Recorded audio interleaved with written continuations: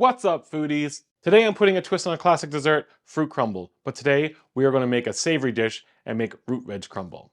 It's loaded with creamy, hearty root veggies, topped with a crispy, cheesy oat crumble that's perfect for cozy nights or any holiday gathering. This video is sponsored by Community Natural Foods. They have provided me with some amazing produce today. So let's get into it. In a large pan, heat 2 tablespoons of butter and 1 tablespoon of olive oil over medium heat.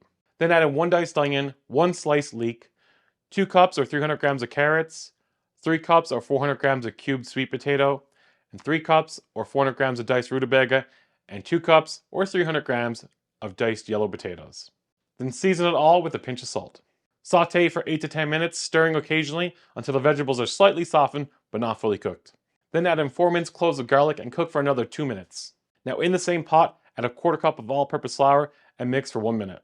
We just want to make sure all the flour gets absorbed by the fat. Now gradually mix in 4 cups or 1 liter of chicken stock. You can use veggie stock as well if you want to make this vegetarian. Then follow that up with 1 cup or 250 ml of whipping cream. Then add in a bouquet garni. It's 2 sprigs of thyme, 1 sprig of rosemary, and 2 bay leaves. Now you might be wondering, what's a bouquet garni? It's just a bunch of herbs tied together or wrapped in a cheesecloth. Very simple, very easy. You can wrap the herbs in cheesecloth or tie them in kitchen twine and then add it to your dish while it's simmering. It's especially useful for herbs with tough stems or leaves, like rosemary and bay leaves, which don't soften much during cooking. Now bring the mixture to a boil, then reduce the heat to simmer.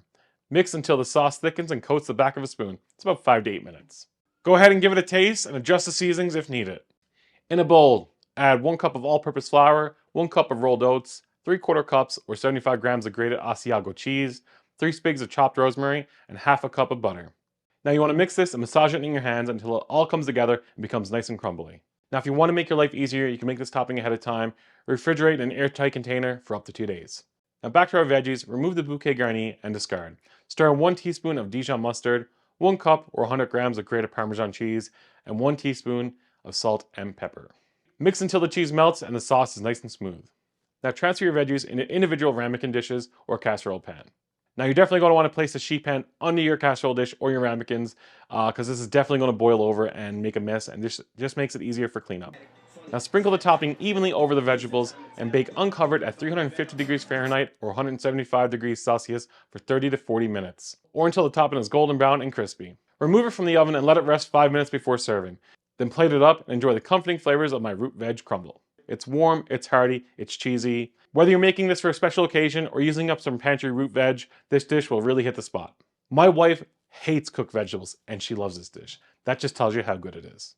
If you give this dish a try, let me know how it turns out in the comments below. And if you like this video, give a thumbs up, a subscribe down below, and until next time, foodie out.